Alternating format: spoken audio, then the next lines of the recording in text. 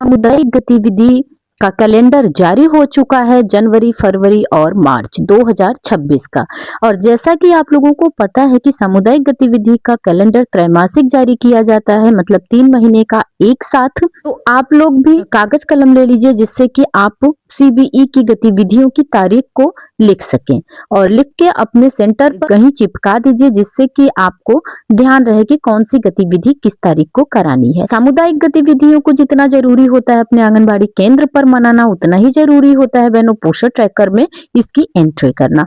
जब आप पोषण ट्रैकर में एंट्री करते हो तभी आपको इन सामुदायिक गतिविधियों के पैसे, जिसे हम शॉर्ट में सीबीई कहते हैं, कम्युनिटी बेस्ड इवेंट, उनके पैसे आपके अकाउंट में आते हैं। मातृ समिति वाले अकाउंट में ये पैसे आते हैं जो कि आपका और आपके मातृ समिति अध्यक्ष का ज्वाइंट अकाउंट होता है। इसी खाते में आपके ये पैसे भेजे जाते हैं। स्क्रीन पर आप इस कैलेंडर को देख रहे हैं तो देर नहीं करते हैं और जानते हैं कि कौन सी गतिविधि को किस महीने मनाना है और कौन सी गतिविधि वित्त पोषित है और कौन सी गतिविधि गैर वित्त पोषित है। तो जो गतिविधि वित्त पोषित होती है उसके बहनों पैसे आते हैं, जो गैर वित्त पोषित होती है उसके पैसे नहीं आते हैं।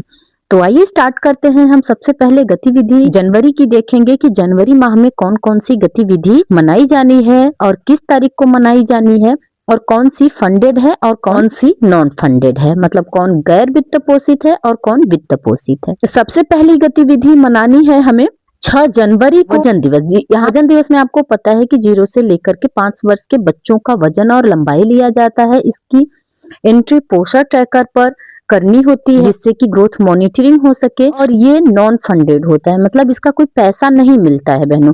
हाँ, पैसा इसका ऐसे तो नहीं मिलता सीबीई के तौर पर, लेकिन जब आप बच्चों की वजन और लंबाई लेकर के पोषण ट्रैकर पर एंट्री करते हैं तो इसकी जो प्रोत्साहन राशि होती है वो हमें मिलती है, जो मानदेय वाले अकाउंट में आता है। दूसरी सामुदायिक गतिविधि है 13 जनवरी को। 13 जनवरी को सुपोषण दिवस मनाना है और सुपोषण दिवस मनाने के बाद आपको पोषण ट्रैकर पर भी इसकी एंट्री करनी होती है। जब आप पोषण ट्रैकर पर इसकी एंट्री करेंगे तो आपको 250 रुपए आपके मातृ समिति वाले खाते में आएंगे, क्योंकि ये फंडेड होता है, मतलब ये वित्त पोषित होता है। अगली गतिविधि है 20 जनवरी को ईसीसी और पीटीएम दिवस, तो ये नॉन फंडेड होता है।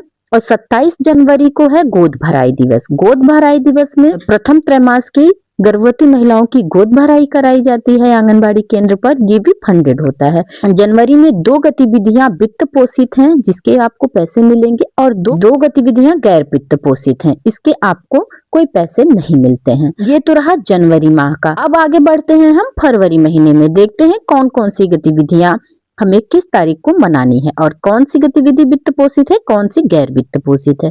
तो सबसे पहली गतिविधि, जैसा कि आप लोगों को पता है कि माह के पहले मंगलवार को वजन दिवस मनाया जाता है। वजन दिवस मनाया जाना है 3 फरवरी को है, जो कि गैर वित्त पोषित है। 10 फरवरी को मनाया जाना है अन्नप्राशन, ये वित्त पोषित है बहनों।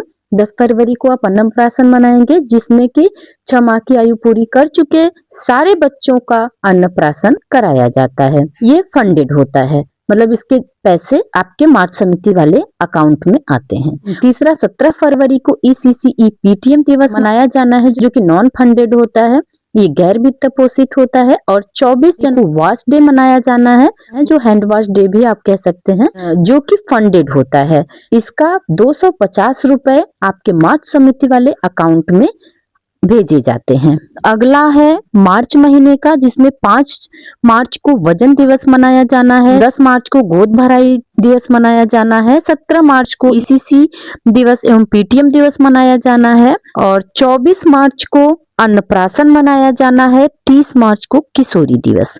मतलब मार्च महीने में 5 सामुदायिक गतिविधियां कराई जाएंगी, जिसमें 2 सामुदायिक गतिविधि जो है गोद भराई और अन्नप्राशन, ये वित्त पोषित है, मतलब फंडेड है। इसके पैसे 250 रुपए आपके मातृ समिति वाले खाते में आएंगे। और 3 गतिविधियां वजन दिवस, ईसीसीई पीटीएम दिवस और किशोरी दिवस, इसके कोई पैसे वैसे नहीं मिलने वाले हैं बहनों। तो ये रहा जनवरी, फरवरी और मार्च की सामुदायिक गतिविधियां, जिसे आप सीबीई भी कहते हैं।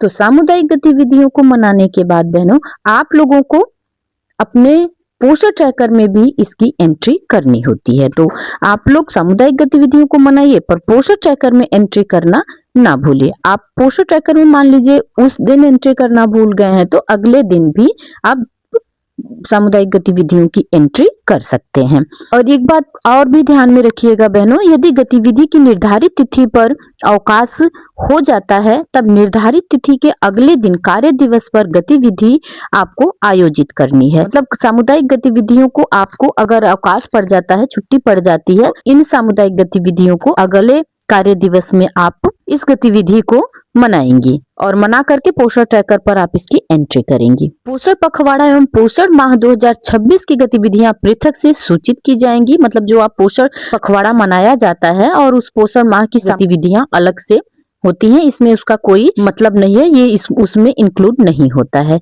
और प्रत्येक आंगनबाड़ी केंद्र पर ECCE गतिविधि अपराह्न 12 बजे से पहले, सामुदायिक गतिविधि अपराह्न 12 बजे के बाद आपको मनाई जानी है। इसका मतलब आप समझ गए होंगे कि ECCE गतिविधि जो आप अपने आंगनबाड़ी केंद्र पर जो गतिविधियां अपने बच्चों से कराती हैं, वो 12 बजे के पहले करानी है।